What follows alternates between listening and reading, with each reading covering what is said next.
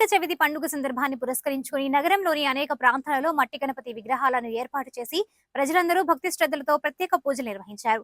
ఈ పూజా కార్యక్రమాల్లో విగ్రహాలను ఏర్పాటు చేసిన కమిటీ సభ్యులందరూ పాల్గొని రాష్ట్రంలో ప్రస్తుతం నెలకొన్న విఘ్నాలన్నీ తొలగిపోయి ప్రజలందరూ ప్రశాంతంగా జీవించే విధంగా ఆ వినాయకుడు అనుగ్రహించాలని ఆకాంక్షించారు. ఈ పూజా కార్యక్రమంలో పాల్గొన్న ప్రజలందరికీ కమిటీ సభ్యులు తీర్థ ప్రసాదాలను అందజేశారు. అందరికీ వినాయక చవితి శుభాకాంక్షలండి.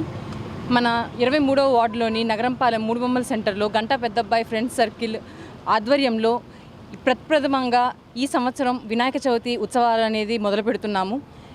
ప్రతి ఒక్కళ్ళు బంధుమిత్రులు, కుటుంబ సభ్యులు, వార్డులో నాయకులు, కార్యకర్తలు అందరూ ప్రతి ఒక్కళ్ళ సహకారంతో ఈ కార్యక్రమం అనేది చేపడుతున్నాము. ఈ నెల 11వ తేదీ నిమజ్జనం కార్యక్రమం ఉంటుంది. భారీ ఎత్తున భోజనాల కార్యక్రమం ఉంటుంది.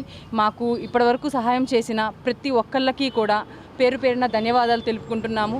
ఇప్పుడు ఏవేవైతే ఈ తుఫాను పేరుతో విఘ్నాలు వస్తున్నాయో ఈ విఘ్నాలన్నీ కూడా తొలగి ఇంకా రానున్న సంవత్సరాలలో అవిఘ్నంగా ఆ గణపతి ఉత్సవాలు అనేవి జరగాలి అని ఆ విఘ్నేశ్వరుడు అందరినీ కూడా విఘ్నాలు అన్నీ తొలగించి అందరినీ కూడా ఆరోగ్య ఐశ్వర్యాలతో దీవించాలి అని మనస్ఫూర్తిగా కోరుకుంటున్నాను.